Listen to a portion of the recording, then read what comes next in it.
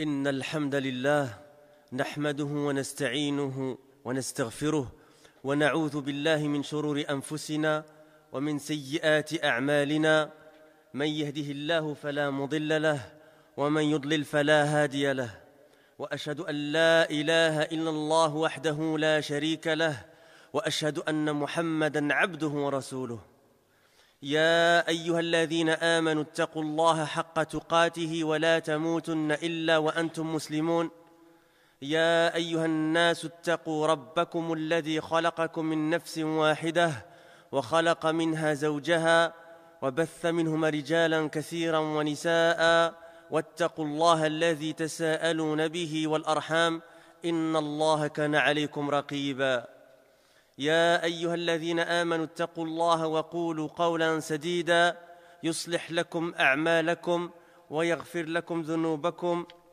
ومن يطع الله ورسوله فقد فاز فوزا عظيما أما بعد فإن أصدق الحديث كتاب الله عز وجل وخير الهدي هدي محمد صلى الله عليه وآله وسلم وشر الأمور محدثاتها وكل محدثة بدعة وكل بدعة ضلالة وكل ضلالة في النار. وبعد, donc après le premier cours en guise d'introduction, c'était sous le titre Marhaban bi talib al-ilm, bienvenue aux demandeurs de science. On rentre Inch'Allah plus directement dans le sujet de la conférence qui est la salafiyya, le juste milieu entre le laxisme et l'extrémisme. As-salafiyyatu بين التساهل والغلو أي السلفية الوسطية بين التساهل والغلو. Et j'ai pensé qu'il était approprié de faire un cours sur la salafiyya, de définir ou de se rappeler ce qu'était la salafiyya. Comme salam wa rahmatullah. يقول الشيخ محمد بن عمر بازمول حفظه الله تعالى في كتابه المنهج السلفي تعريفه وسماته ودعوته الإصلاحية. المنهج هو السبيل والطريق الواضح، والمراد هنا الطريقة المرسومة الواضحة التي يجرى عليها للوصول إلى معرفة ما. Donc Cheikh Mohammed Ben Omar Bazmoul, hafidahullah ta'ala, qu'Allah le préserve, qui fait partie des chouurs de la da'wa salafiyya, qui est un cheikh contemporain, qui est toujours vivant, qui enseigne à Mecca. Et pour les frères qui ont l'habitude de nos cours ici, qu'on fait durant l'année, pendant l'année, on étudie un livre ensemble de lui qui est l'explication de Sifat Salat Nabi de Cheikh Al-Albani, rahimahullah, faite justement par Cheikh Mohammed Ben Omar Bazmoul. Donc ce noble cheikh, hafidahullah ta'ala, il dit dans son livre La Voie salafiyya, sa définition, ses caractéristiques et sa prêche réformatrice.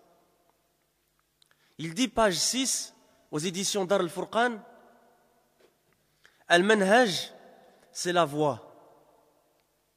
Al-Manhaj, c'est la voie. Et le chemin clair. Et ce qui est voulu ici, c'est la voie et le chemin tracé clair que l'on emprunte pour arriver à une connaissance. والسلفي نسبة إلى السلف وكل من تقدمك من آبائك وقرابتك هم سلفك وجمعها سلاف وأسلاف والقوم السلاف المتقدمون فالمراد هنا ما كان عليه الرسول صلى الله عليه وسلم وأصحابه رضي الله عنهم ومن تبعهم بإحسان. Le salafi donc c'est une affiliation au salaf. D'où le titre de mon cours aujourd'hui, l'obligation de s'affilier au salaf.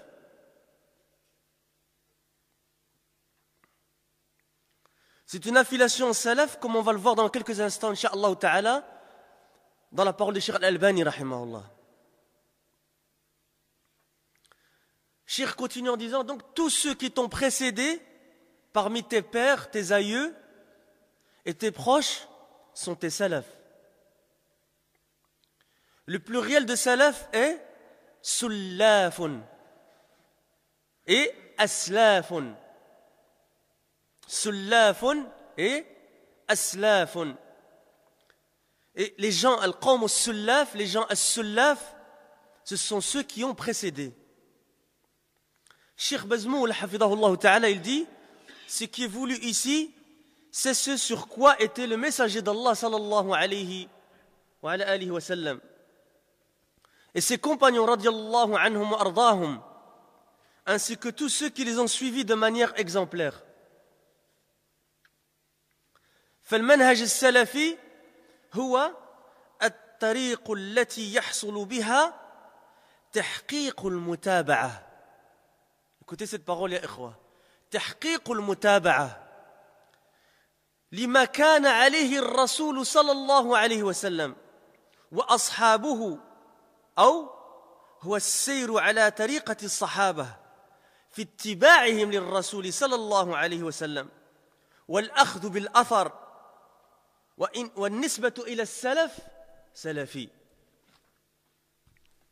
La voie salafia, c'est donc la voie par laquelle se concrétise le suivi de ce sur quoi était le messager d'Allah sallallahu alayhi wa sallam et ses compagnons, ou encore c'est le fait d'être sur la voie des compagnons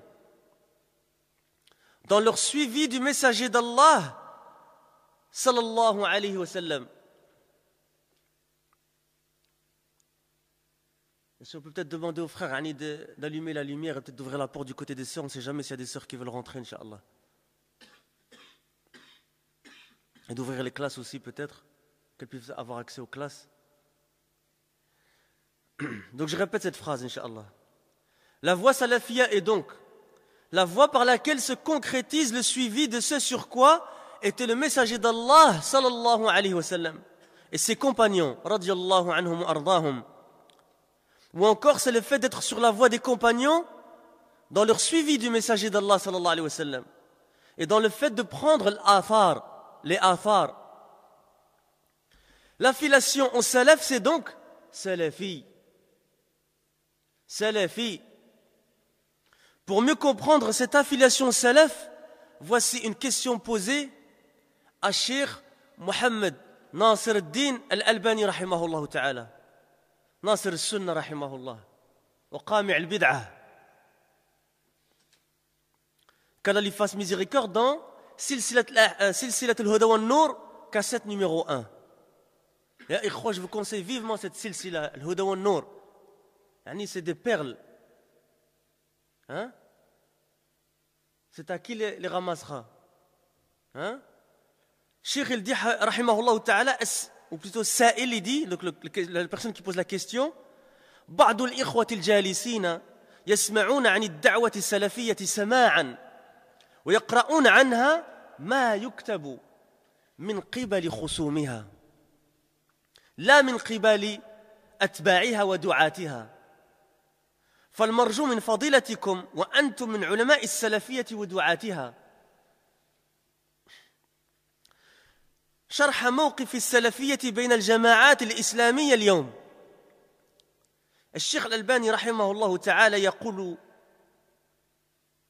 جواب أو مجيبا عن السؤال رحمه الله تعالى: أنا أجبت عن مثل هذا السؤال أكثر من مرة، لكن لا بد من الجواب وقد طرح السؤال، فأقول كلمة حق لا يستطيع أي مسلم أن يجادل فيها بعد أن تتبين له الحقيقة. أول ذلك الدعوة السلفية نسبة إلى ماذا؟ نسبة إلى ماذا؟ السلفية نسبة إلى السلف، فيجب أن نعرف من هم السلف إذا أطلق عند علماء المسلمين السلف، وبالتالي تفهم هذه النسبة وما وزنها في معناها وفي دلالتها. السلف هم أهل القرون الثلاثة الذين شهد لهم رسول الله صلى الله عليه وسلم بالخيرية في الحديث الصحيح المتواتر المخرج في الصحيحين وغيرهما عن جماعة من الصحابة عن النبي صلى الله عليه وسلم أنه قال خير الناس قرني ثم الذين يلونهم ثم الذين يلونهم.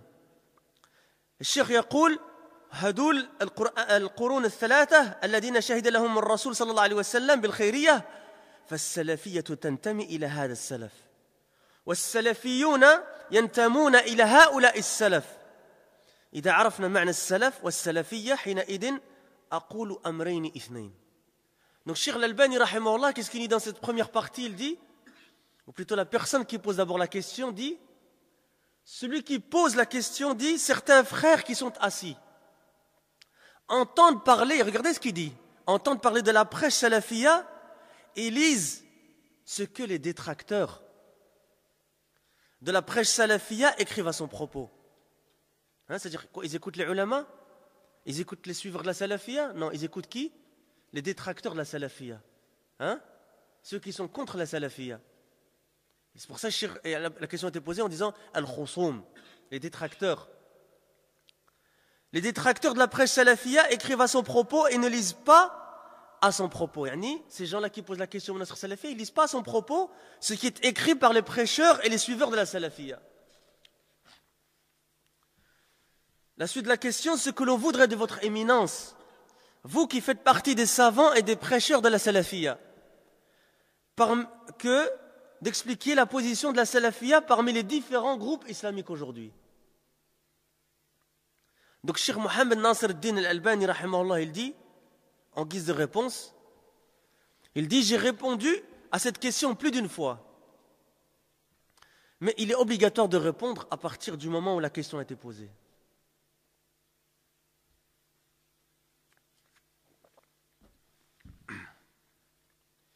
J'ai dit alors, c'est donc Cheikh Al-Albani qui parle, rahimahullah, j'ai dit une parole de vérité à propos de laquelle personne parmi les musulmans ne peut discuter ni polémiquer après que lui soit éclaircie la vérité. Hein? Comme salam. Cheikh dit premièrement, la prêche salafia, la da'wa salafia, c'est une affiliation à quoi? Il pose la question. C'est une affiliation à quoi? Il dit, Cheikh, la salafia est une affiliation au salaf. Et on a vu c'était qui ce salaf.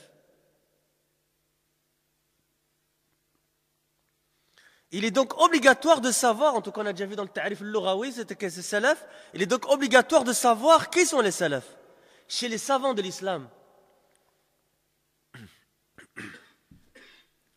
Et à partir de là, nous serons à même de comprendre cette affiliation et son poids dans son sens et dans ce qu'elle indique. Les salafs, ce sont les gens de quelle génération? Des 3 premières générations dont le messager d'Allah sallallahu alayhi wa sallam a témoigné de leur bien.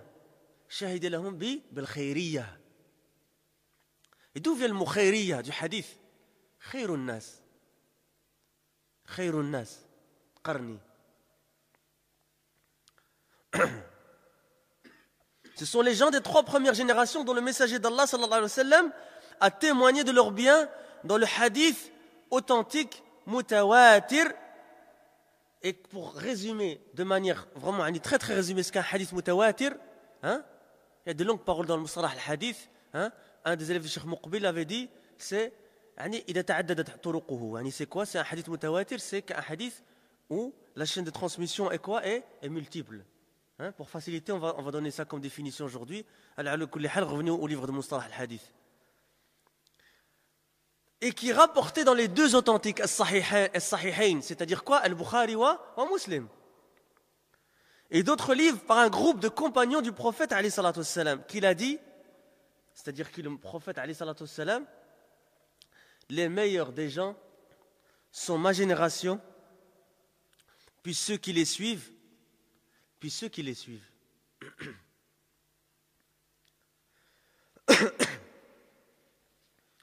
Ces 3 premières générations sont celles dont le messager d'Allah sallallahu alayhi wa sallam a témoigné du bien, dont il a attesté quoi? La virtuosité.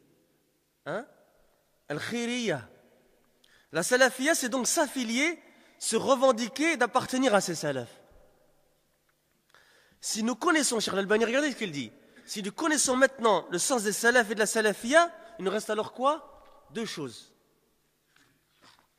الأمر الأول أن هذه النسبة ليست إلى شخص أو أشخاص. Ça c'est très important de comprendre ça. افهموا هذا يا إخوة. السلفية أنها كيف النسبة إلى السلف أنها هذه النسبة ليست نسبة إلى شخص أو أشخاص كما هي نسب جماعات أخرى موجودة اليوم على الأرض الإسلامية. هذه ليست نسبة إلى شخص ولا إلى عشرات الأشخاص بل هذه النسبة هي النسبة إلى العصمة ذلك لأن السلف الصالح يستحيل أن يجمعوا على ضلالة. Et on va voir après une parole d'Ibn Taymiyyah rahimahullah, vous allez voir que ça rejoint la parole de Cheikh Al-Albani sur l'isma. Vous allez voir que les ulama ils parlent tous d'une même source. Est-ce que Ibn Taymiyyah a rencontré Cheikh Al-Albani? Combien de siècles entre eux?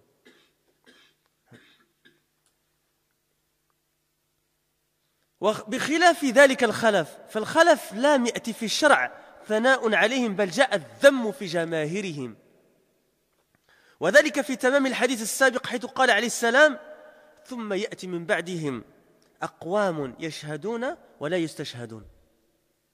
Regardez العلماء الاستنباط des علماء comment ils tirent des textes إلى آخر الحديث كما أشار عليه السلام إلى ذلك في حديث آخر فيه مدح لطائفة من المسلمين وذم لجماهيرهم بمفهوم الحديث حيث قال عليه السلام لا تزال طائفة من أمتي ظاهرين على الحق لا يضرهم من خالفهم حتى يأتي أمر الله أو حتى تقوم الساعة. Et quand Cheikh Moqbil leur a demandé qu'est-ce qu'il disait sur Cheikh Rabi', il leur a dit Cheikh Rabi' لا تزال طائفة من أمتي على الحق ظاهرين. Il dit qu'est-ce que vous pensez de Cheikh Rabi'? Il a répondu par ce hadith.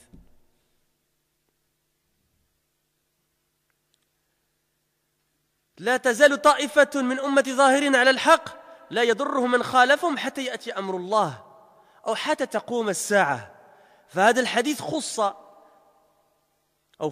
المدح في آخر الزمن بطائفة والطائفة هي الجماعة القليلة فإنها في اللغة تطلق على الفرد فما فوق.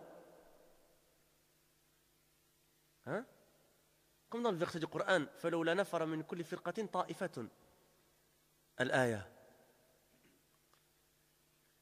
Donc Cheikh Al-Albani, qu'est-ce qu'il dit? La première, que cette affiliation n'est pas une affiliation à un individu ou à des individus. Ça, c'est très très important de comprendre, ya ikhwa. Quand tu te revendiques salafi, akhi fillah azza wa jal, ya ukhti fillah azza wa jal, tu te revendiques quoi? C'est pas une affiliation à une personne, à un groupe de personnes. Comme l'affiliation d'autres groupes qui existent aujourd'hui en islam.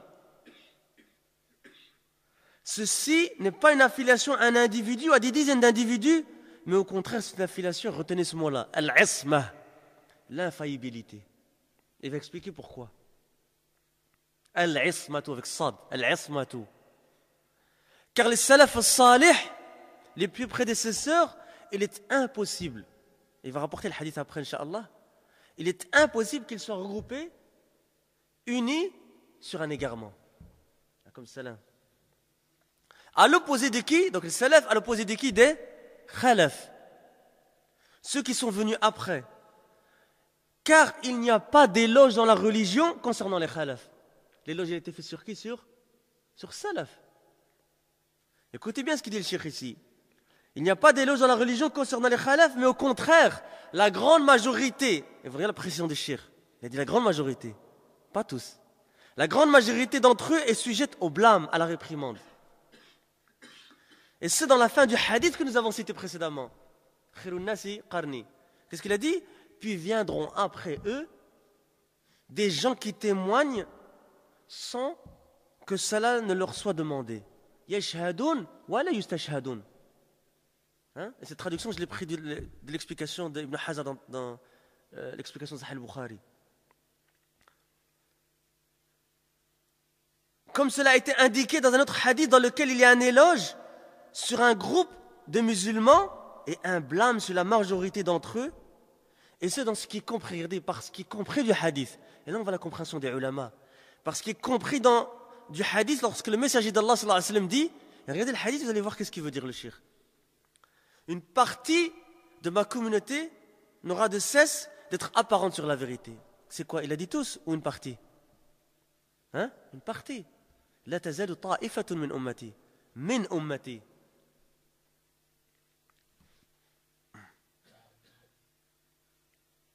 On pourrait faire l'irab de ce hadith-là. C'est très important, c'est très intéressant, ce serait de faire l'analyse grammaticale au niveau, de voir au niveau de l'explication qu'est-ce que ça implique.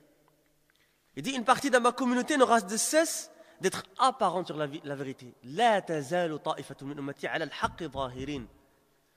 Ne leur nuira pas ceux qui s'opposent à eux jusqu'à ce qu'arrive l'ordre d'Allah ou jusqu'à ce qu'arrive la dernière heure.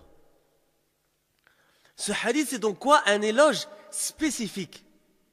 Pour une partie uniquement. Pour tous? Non, pour une partie uniquement. Une ta'ifa qui indique dans la langue arabe, dans la linguistique, un groupe composé de peu de gens. Dans la langue arabe, ce mot indique une personne et plus. Une personne et plus. Cheikh continue en disant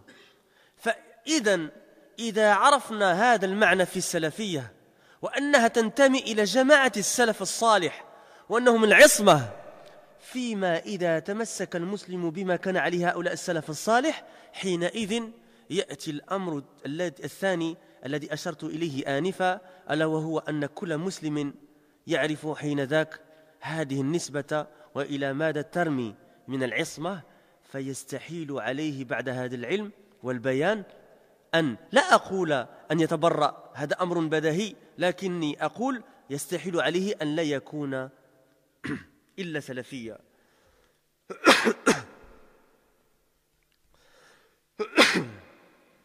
لأننا فهمنا أن الانتساب إلى السلفية يعني الانتساب إلى العصمة من أين أخذنا هذه العصمة. Cheikh dit donc, si nous connaissons donc ce sens de la salafiyya et qu'elle se réclame du groupe des pieux prédécesseurs et qu'ils sont l'infaillibilité à laquelle le musulman s'accroche, et ce sur quoi étaient les pieux aïeux, les pieux prédécesseurs, arrive alors la deuxième chose que j'ai indiquée précédemment, et c'est que chaque musulman parmi les musulmans, lorsqu'il connaît cette affiliation et ce qu'elle indique, comme quoi on a dit, comme isma, comme infaillibilité, il lui est donc impossible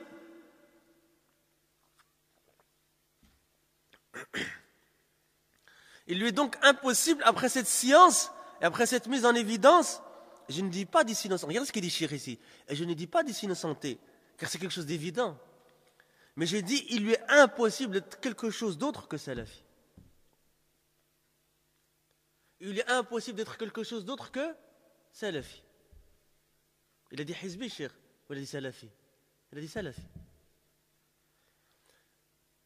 Cheikh continue en disant, car nous avons compris cette affiliation à la salafiyya qui est une adhération à l'infaillibilité, à l'isma. D'où prenons-nous cette isma, cette infaillibilité? Cheikh va expliquer.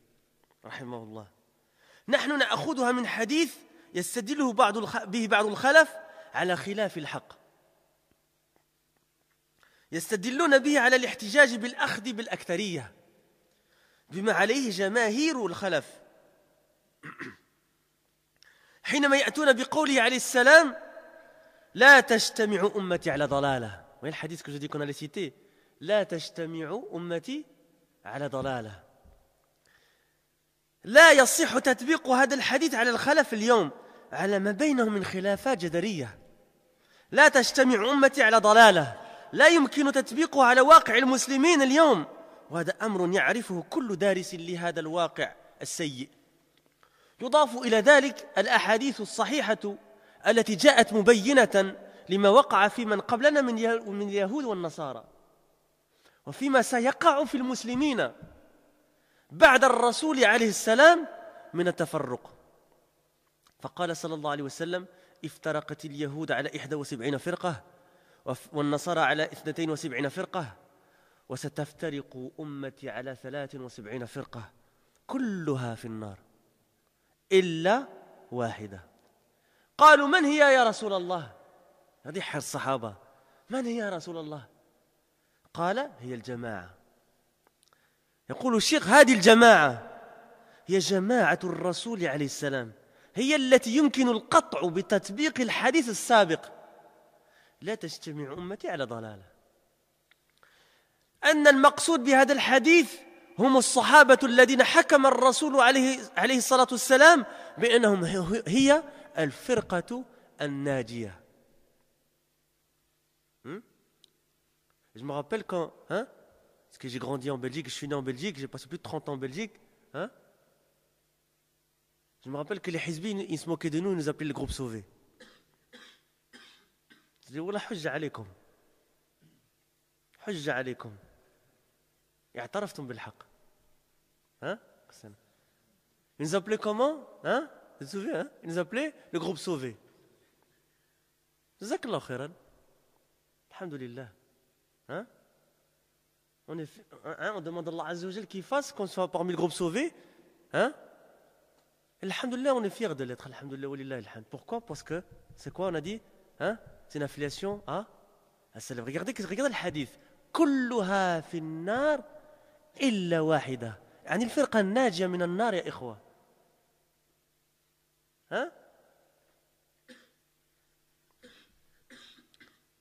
Donc il dit بأنهم هي الفرقة الناجية ومن سلك سبيلهم ونحى نحوهم.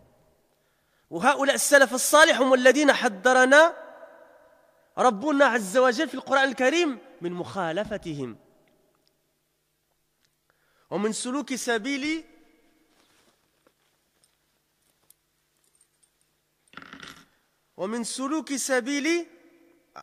je répète ma phrase. حذرنا ربنا عز وجل في القرآن الكريم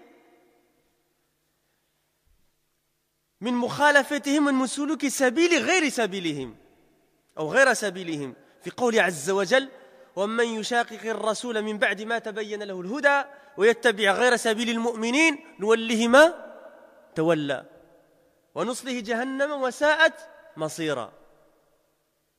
الشيخ يلدي أنا لفت نظر إخواننا في كثير من المناسبات إلى حكمة عطف ربنا عز وجل قوله في هذه الآية: ويتبع غير سبيل المؤمنين. Et ça, encore une fois, ici, l'Ikhwa, je sais que c'est un peu long, mais je vais traduire après en français, Inch'Allah. L'importance de la langue arabe, ya Ikhwa. L'importance de quoi? اللغة العربية. فعليكم باللغة العربية يا إخوة فإنها من دينكم. ومن يشقق الرسول من بعد ما تبين له الهدى ويتبع غير سبيل المؤمنين نوله ما تولى ونصله جهنم وساءت مصيره. Et on va expliquer qu'est-ce que ça veut dire ici, Inch'Allah. Mais en arabe, on le sent, on le comprend mieux.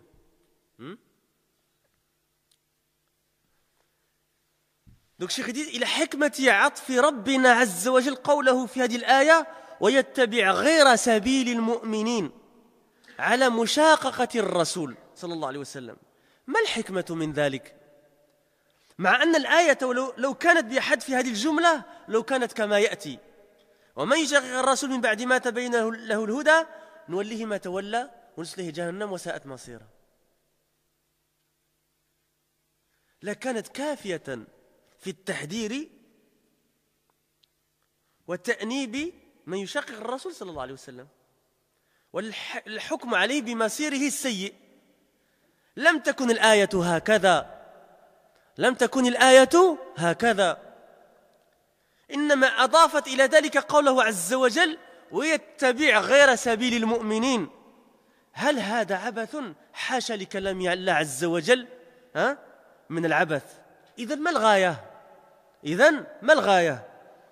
ما الحكم من عطف هذه الجملة ويتبع غير سبيل المؤمنين على مشاققة الرسول صلى الله عليه وسلم؟ comme c'est le verset على مشاققة الرسول عليه الصلاة والسلام. الحكمة في كلام الإمام الشافعي رحمه الله حيث استدل بهذه الآية على ماذا؟ على الإجماع.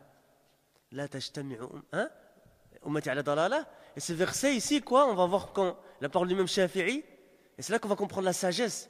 On va expliquer dans la langue arabe ici, cette coordination.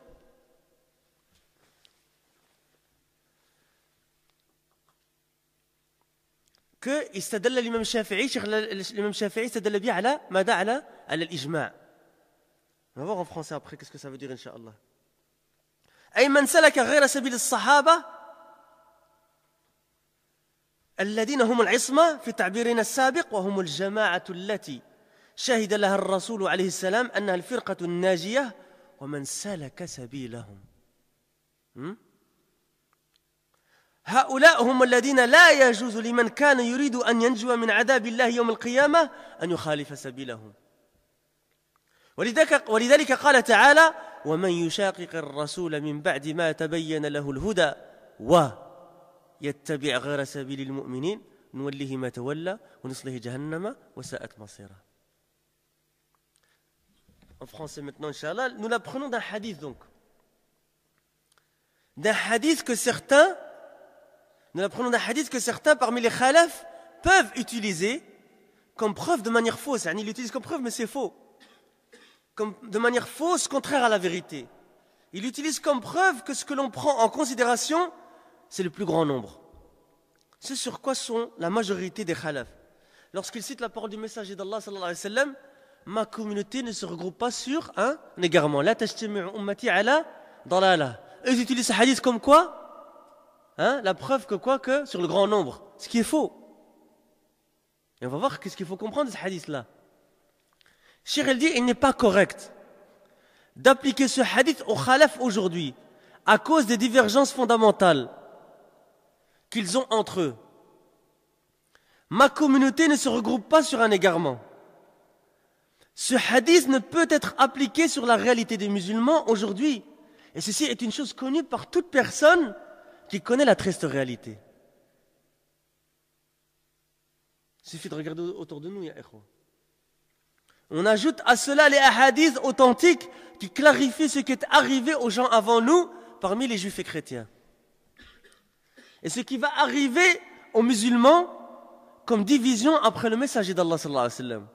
Le messager d'Allah sallallahu alayhi wa sallam a dit, c'est la traduction approximative du hadith, les juifs se sont divisés en 71 groupes. Et les chrétiens se sont divisés en 72 groupes. Et cette communauté va se diviser en 73 groupes. Tous en enfer, sauf un. Regardez, tous. Kulluha finnar illa istithna en arabe. Tous en enfer, sauf un. Ils dirent, quel est-il au messager d'Allah sallallahu alayhi wa sallam? Il répondit quoi, le prophète sallallahu alayhi wa sallam? Al-jama'a. La jama'a. Cette jama'a, ce groupe, c'est la jama'a du messager d'Allah sallallahu alayhi wa sallam, au sujet duquel nous pouvons appliquer de manière certaine le hadith précité. Ma communauté ne se regroupe pas sur un égarement. Et que ce qui est entendu dans ce hadith, ce sont les compagnons au sujet desquels le messager d'Allah sallallahu alayhi wa sallam a jugé qu'ils étaient le groupe sauvé et ceux qui suivent leur voie. Comme Cheikh Falah Ismail nous a rappelé quand il était venu ici, vous vous souvenez les frères qui étaient là? Qu'est-ce qu'il a dit? Est-ce qu'on peut faire partie des muhajiroun?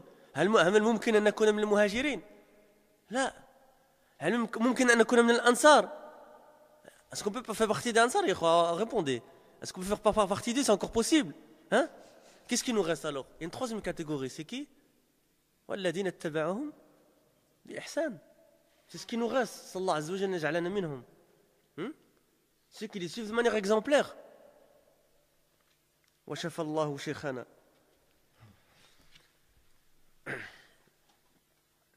Donc, ces pieux aïeux, ces pieux prédécesseurs sont ceux dont Allah, notre Seigneur, nous a interdit de transgresser la voie et de prendre une autre voie que la leur, comme dans la traduction de la parole d'Allah, la traduction du sens de la parole d'Allah, et quiconque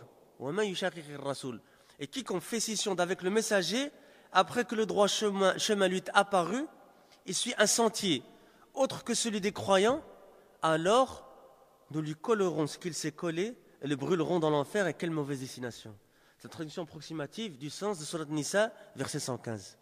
Vous voyez que la traduction, c'est juste une approximation du sens. Cheikh dit, regardez, ça c'est un point au niveau de la linguistique, au niveau de la langue arabe, je vous demande de faire attention, Inch'Allah.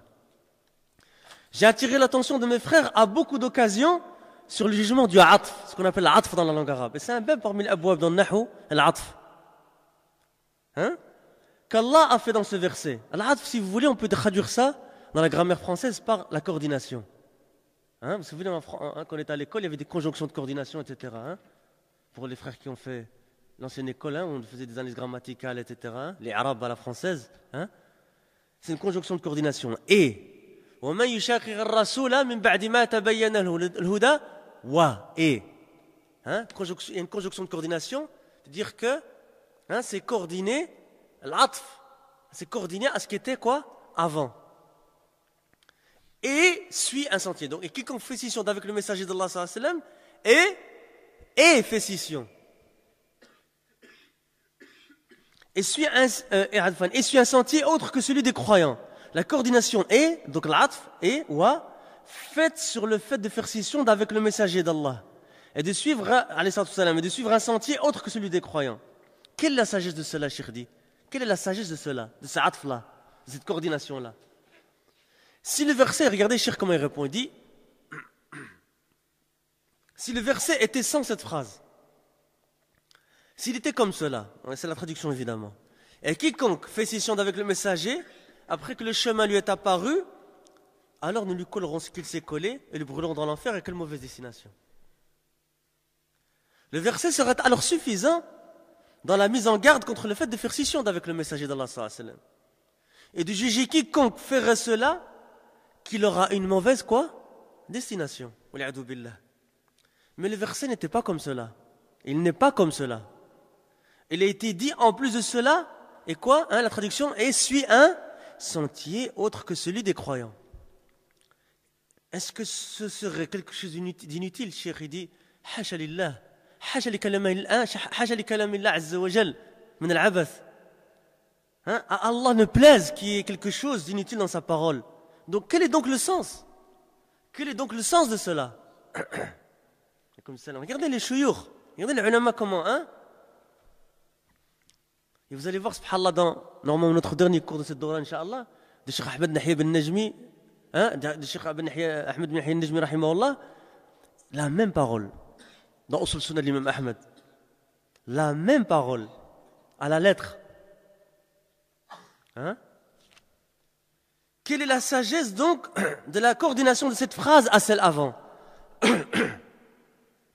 Et suit un sentier autre que le sentier des croyants au fait de faire scission avec le messager sallallahu alayhi wa sallam. La sagesse de cela est dans la parole de l'imam Shafi'i rahimahullah. Lorsqu'il a utilisé ce verset comme preuve de quoi?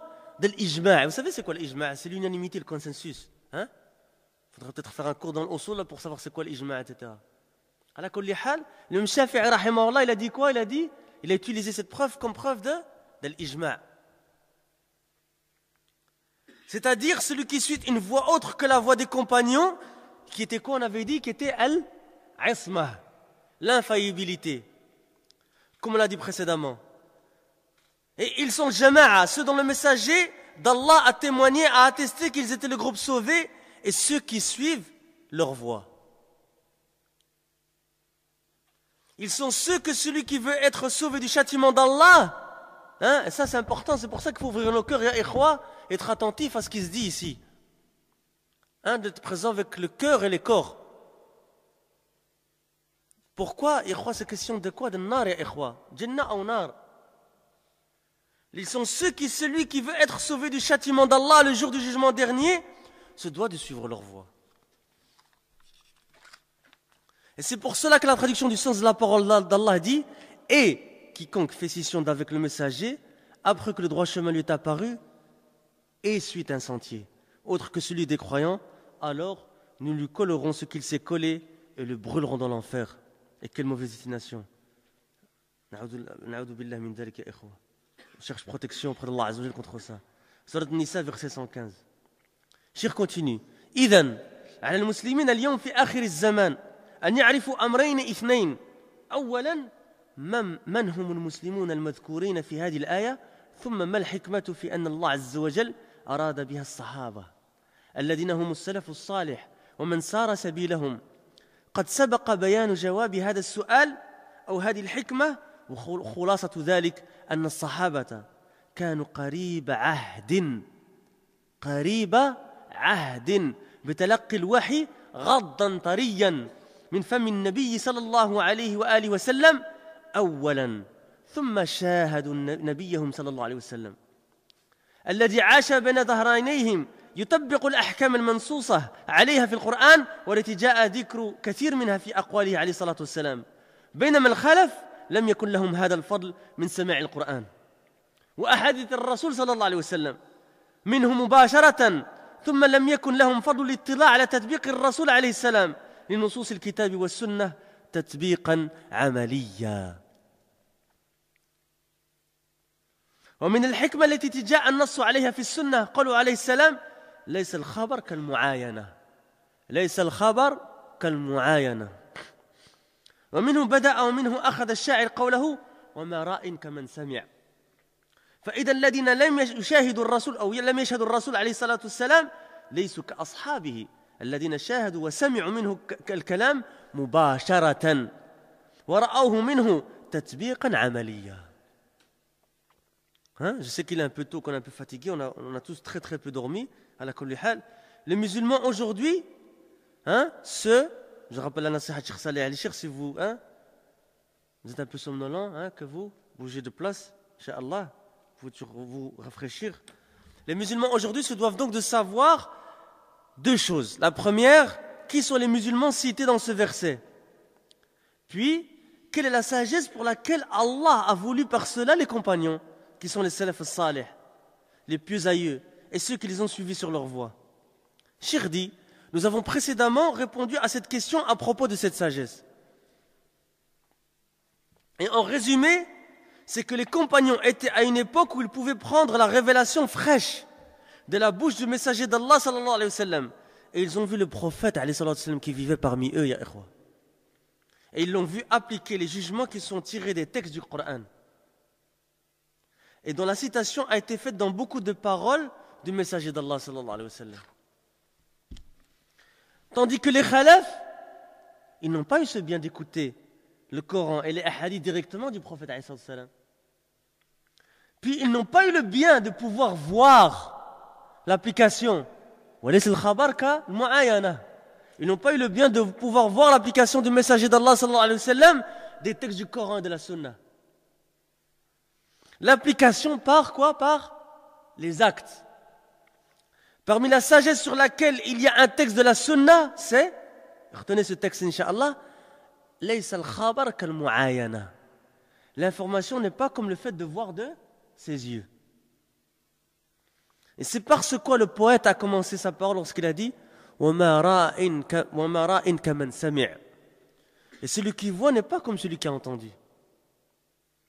Ceux qui n'ont pas vu le messager d'Allah sallallahu alayhi wa sallam ne sont donc pas comme les compagnons qui l'ont vu et ont entendu de lui directement et en ont vu l'application par des actes. Cheikh continue en disant اليوم توجد كلمة عصرية نبغي بها بعض الدعاة الإسلاميين وهي كلمة جميلة نبغى بها بعض الدعاة الإسلاميين وهي كلمة جميلة جدا لكن أجمل منها أن نجعل منها حقيقة واقعة. Ça vous reconnaissez un peu aussi le Cheikh Al-Albani pour les frères qui ont l'habitude du Cheikh Al-Albani رحمه الله. يقولون في محاضراتهم وفي مواعظهم وإرشاداتهم أنه يجب أن نجعل الإسلام يمشي واقعا يمشي على الأرض كلام جميل. لكن إذا لم نفهم الإسلام وعلى ضوء فهم السلف الصالح كما نقول لا يمكننا أن نحقق هذا الكلام الشاعري الجميل أن نجعل الإسلام حقيقة واقعية تمشي على الأرض. الذين استطاعوا ذلك هم أصحاب الرسول عليه الصلاة والسلام للسببين المذكورين آنفا. سمعوا الكلام منه مباشرة فوعوه خير من وعي ثم في أمور هناك تحتاج إلى بيان فعلي فرأوا الرسول عليه الصلاة والسلام يبين لهم ذلك فعلا. وأنا أضرب لكم مثلا واضحا جدا. هناك آيات في القرآن الكريم لا يمكن للمسلم أن يفهمها إلا إذا كان عارفا للسنة التي تبين القرآن الكريم كما قال عز وجل وأنزلنا إليك الذكر لتبين للناس ما نزل إليهم. Donc Cheikh dit, il y a une parole contemporaine, vous allez reconnaître le style de Cheikh Al-Albani rahimahullah. Il dit, il y a une belle contemporaine répandue par certains prêcheurs. Hein, il parle du mukhalifin. Et qui est une très belle parole, il dit Cheikh. Mais plus beau que cela serait d'en faire une réalité. Hein? Il ne faut pas croire qu'il en fait l'éloge de ces gens-là. Hein? Regardez ce qu'il dit. C'est une belle parole, mais plus beau que ça, ce serait quoi? D'en faire une réalité. Ils disent dans leurs conférences, dans leurs rappels et leurs orientations qu'il est obligatoire de rendre l'islam réel, littéralement, qui marche sur terre réellement. Regardez ce qu'il va dire, Cheikh, regardez. Une belle parole. Mais si nous ne comprenons pas l'islam à la lumière de la compréhension des pieux aïeux, comme nous disons, il nous est alors impossible de rendre réelle cette belle parole poétique. De rendre l'islam réel sur terre. Ceux qui ont pu le faire, et ça c'est très très important de comprendre ça, il dit quoi? Ceux qui ont pu le faire, c'est qui? Les compagnons du messager d'Allah sallallahu alayhi wa sallam, pour les deux raisons citées précédemment. Ils ont entendu sa parole de lui directement. Et ils l'ont donc comprise de la meilleure des manières. Et dans les choses qui avaient besoin d'un éclaircissement par les actes, ils ont vu. Le messager d'Allah sallallahu alayhi wa sallam leur clarifier par les actes. Et Cheikh il dit, je vous donne un exemple. Ça fait partie de Husn Ta'lim al-Cheikh. Un excellent enseignement, c'est qu'il donne des exemples. Je vous donne un exemple très clair. Il y a des versets dans le Noble Coran que le musulman ne peut comprendre que s'il connaît la Sunna, qui explique le Noble Coran. Comme la traduction du sens de la parole d'Allah le dit, et vers toi nous avons fait descendre le Coran pour que tu exposes clairement aux gens ce qu'on a fait descendre pour eux. C'est la traduction de Surat Nahl, verset 44. Cheikh continue en disant مثلا قوله تعالى والسارق والسارقة فاقطعوا أيديهما الآن هاتوا سيبويه هذا الزمان. On va voir c'est qui Sibawayh, c'est un grand savant de la langue arabe. C'est devenu une expression d'ailleurs, Sibawayh هذا الزمان. Quand tu dis Sibawayh, le Sibawayh de cette époque, c'est-à-dire le grand dans la langue arabe de cette époque. Pourquoi? Parce que Sibawayh c'était un summum, on dit en français. Le top dans la langue arabe. Rahimahullah. Il dit maintenant amenez le Sibawayh de cette époque. الآن هاتوا سيبويه هذا الزمان. Dire même dans la langue arabe on dit laisse Sibawayhan. Je ne suis pas un Sibawayh. الآن هاتوا سيبويه هذا الزمان في اللغة العربية فليفسر لنا هذه الآية الكريمة والسارق من هو؟ لغة لا يستطيع أن يحدد السارق.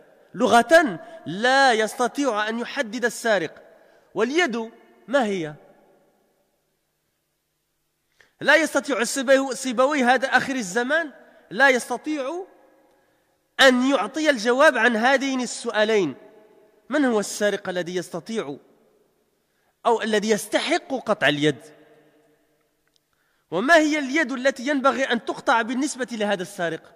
هذا الشيخ الألباني سبحان الله رحمه الله. اللغة السارق ولو سرق بيضة فهو سارق. واليد في هذه لو قطعت هنا أو هنا أو هنا أو في مكان أي مكان فهي يد.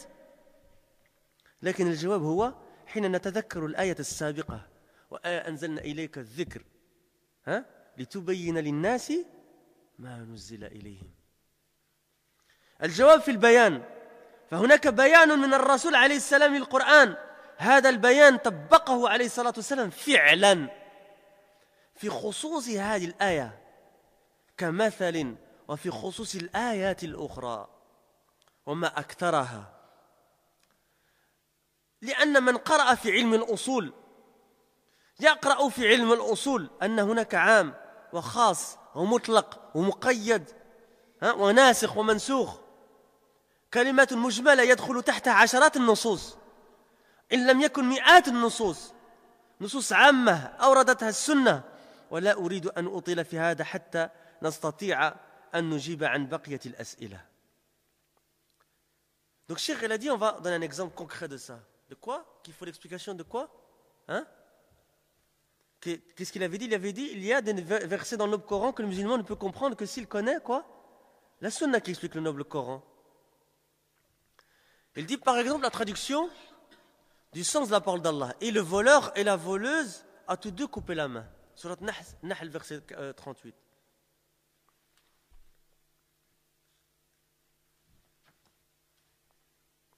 Amenez Sibawayh de cette époque, le Sibawayh de cette époque. Et Sibawayh, comme j'ai dit, pour les frères qui ont fait la langue arabe, Sibawayh, il faut déjà avoir un niveau. Hein. Sibawayh, il a fait un livre, comment il l'appelait? Al-Kitab, le livre. Je crois qu'on dit Sibawayh, c'est. Hein? Et je pense qu'il y a des gens encore en Mauritanie qui l'étudient aujourd'hui, ce livre-là. Et malgré ça, Ibn Taymiyyah, rahimahullah, si je me souviens bien, il a réfuté Sibawayh dans plusieurs points dans la langue arabe. Rahimahullah. Et c'est qui nous. Donc, maintenant le Sibawayh de cette époque dans la langue arabe, comme je vous ai dit, Sibawayh c'était un savant dans la langue arabe, donc c'est devenu une expression. Amène-moi le Sibawayh de cette époque. Et qui nous explique ce noble verset. Et le voleur, quel est-il? Demande-lui d'expliquer. Personne ne peut linguistiquement, parlant, dire ce que c'est qu'un voleur. Et la main, quelle est-elle? On a dit linguistiquement. Le Sibawayh de la fin des temps ne sait pas donner de réponse à ces deux questions. Et quelle est cette main qui mérite d'être coupée concernant le voleur? Dans la langue linguistiquement, celui qui vole, même un œuf, est un voleur.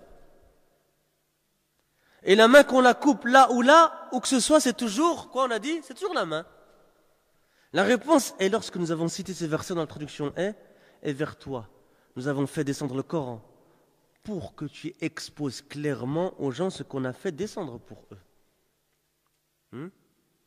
Il y avait un shir, qui est un shir chez qui j'ai passé quelque temps. Il avait dit, il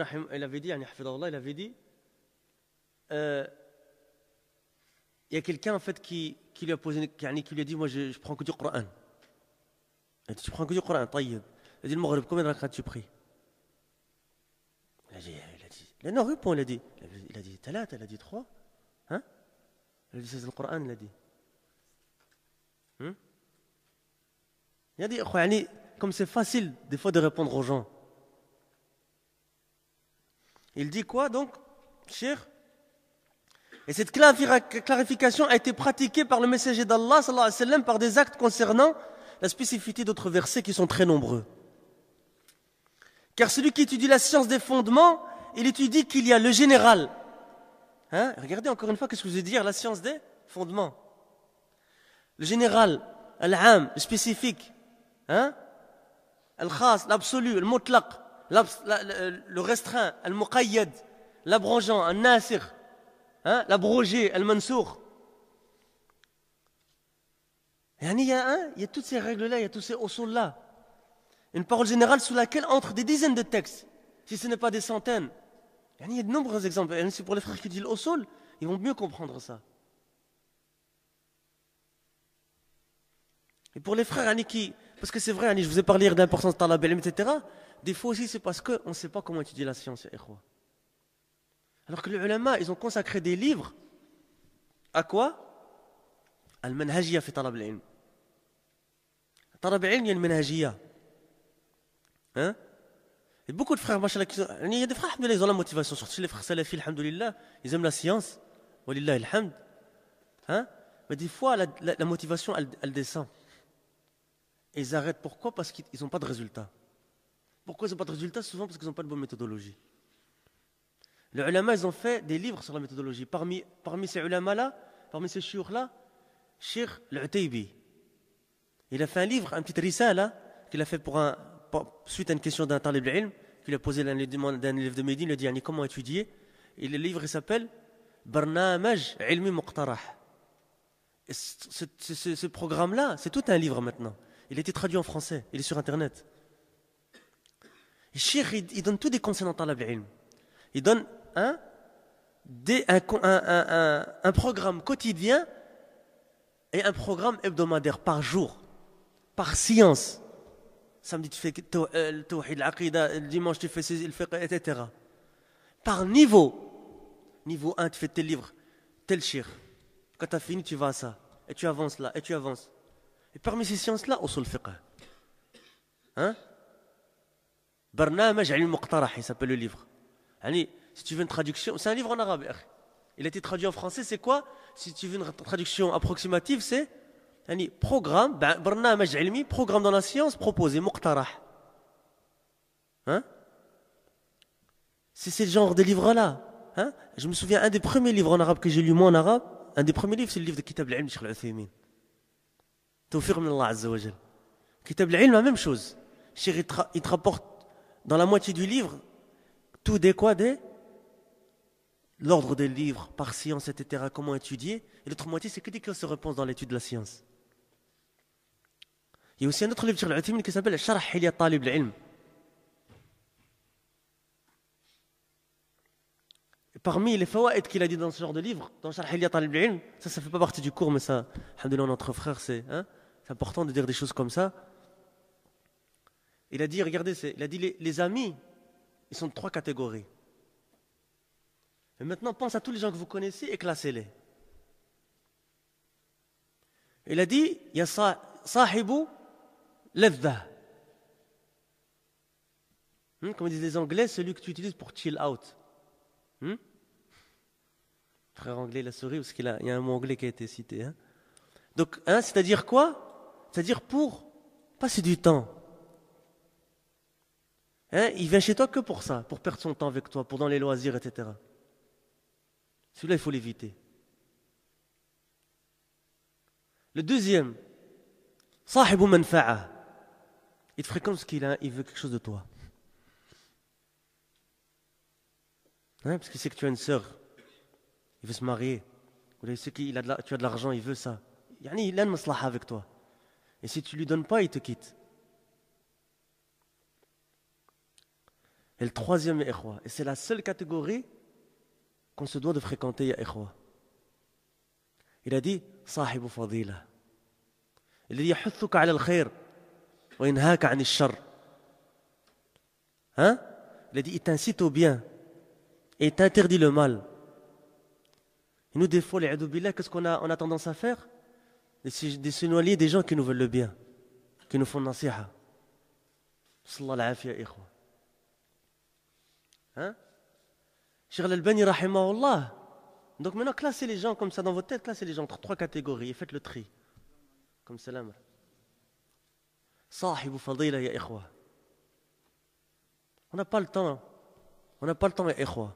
La vie elle est très courte. Et on ne sait pas quand elle se termine. Comme il a dit Ibn Qayyim rahimahullah ta'ala dans le Fawaid, il a dit le temps il est deux types. Un temps passé, on sait le récupérer. Là. Tout ce qu'on sait faire, c'est l'istighfar. Et un temps futur. Mais on ne sait pas combien il nous reste.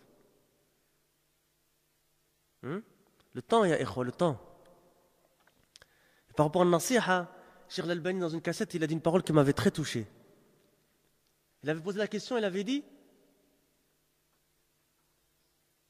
Ya ikhwa, c'est quoi thaman al-mahabba?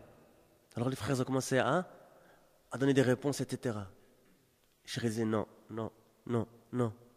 Jusqu'à ce qu'il arrive un moment, il y a quelqu'un qui a dit Surat al-Asr. Il a dit c'est ça. Wa al-Asr, inna al-insana la fi khusrin illa alladhina amanu wa amilu as-salihati wa tawassaw bil-haqqi wa tawassaw bis-sabr. Il a dit c'est ça, thaman al-mahabba ya ikhwa. Wallah ya ikhwa, celui qui t'aime pour Allah Azza wa Jalla, il te fait nasiha. Il te fait nasiha.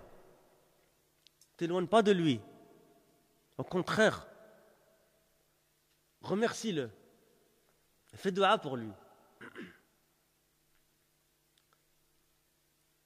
C'est pour ça que nous, des fois, on ne comprend pas c'est quoi le mahabba. C'est ça le mahabba, ya ikhwa. C'est pas que tu te tais sur le batil.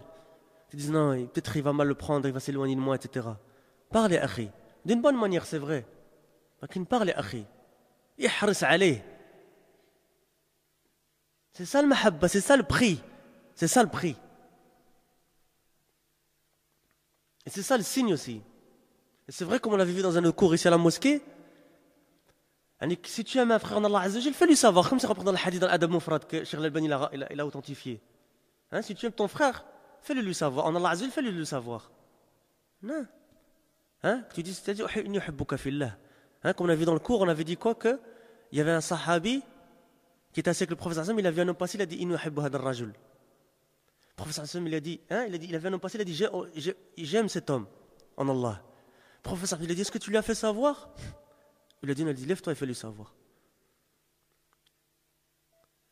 Le sahabi s'est levé, il a fait, ya hada, oh toi, inni uhibbuka fillah. Parmi les faits du hadith, c'est que quand tu dis à quelqu'un que tu l'aimes en Allah Azza wa Jal, il prend nasiha de toi après. Pourquoi? Parce qu'il sait que tu lui veux son bien. Hein? Donc la manhajia dans Talab al-Ilm est très importante. Il y a des livres qui ont été consacrés là-dedans. Il y a un autre livre qui s'appelle Nubadu fi Adab Talib al-Ilm de Hamad al-Uthman, al-Kuwaiti. Il y a d'autres livres de Mashayikh, etc. Hein? Il y a des cassettes, yarhamukallah. C'est ces livres-là sur lesquels il faut se baser pour baser ton étude de la science. Yani, si tu te bases là-dessus, que tu travailles proprement, en très peu de temps, tu peux avoir de très bons résultats. Très très bons résultats. Pourquoi? Parce que tu es organisé. Et chacun, il sait comment s'organiser. L'organisation, c'est quelque chose de très important en islam. Il faut être organisé pour un musulman, c'est très important. Et subhanallah, des fois, il y a des frères de bien, masha'Allah. Voilà, le problème qu'ils ont, ils ne sont pas organisés.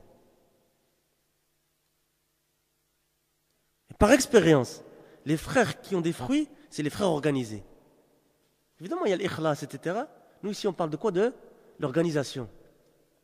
C'est très, très important. Toi, tu sais quand tu as du temps de libre, tu sais comment t'organiser, tu sais si tu dois le faire le matin, le soir, quand, etc. Il faut savoir comment travailler, comment s'organiser. Très important. Et comment étudier. Et par quoi commencer. Par quoi commencer dans l'aqida, par quoi commencer dans le hadith, par quoi commencer dans le fiqh.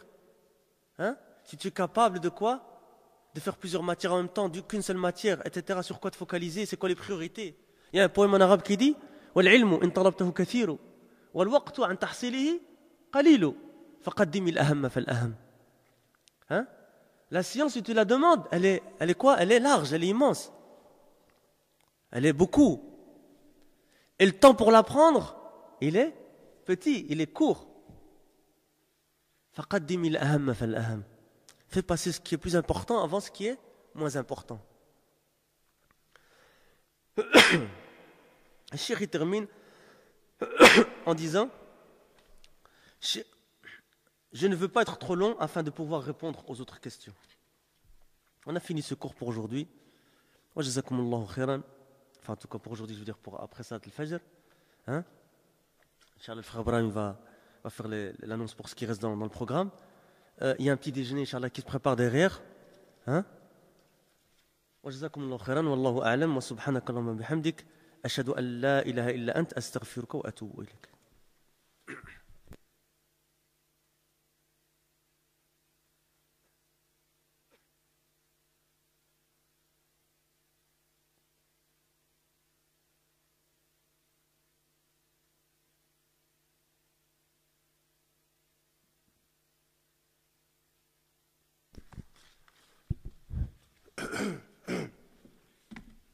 Bismillahirrahmanirrahim.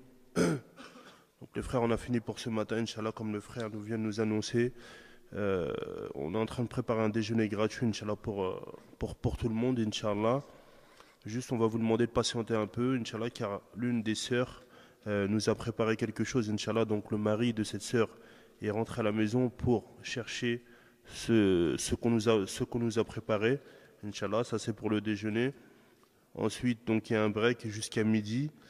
Et ensuite, les cours vont donc reprendre avec le Akh Hassan Abou Asma, avec la partie numéro 2 de ce cours qu'il a commencé hier.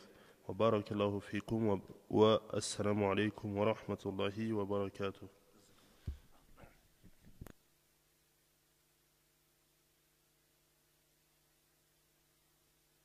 Le prophète sallam il a dit Allahumma barik li ummati fi bukuriha. Le prophète sallam il a fait dua, il a demandé le baraka pour le matin, pour sa communauté. Regardez Harisu le matin, regardez le temps du matin. Et c'est un temps, regardez la rahmat al-dawra, d'être ensemble après le fajr entre frères pour apprendre la religion d'Allah subhanahu wa ta'ala. Le baraka subhanallah.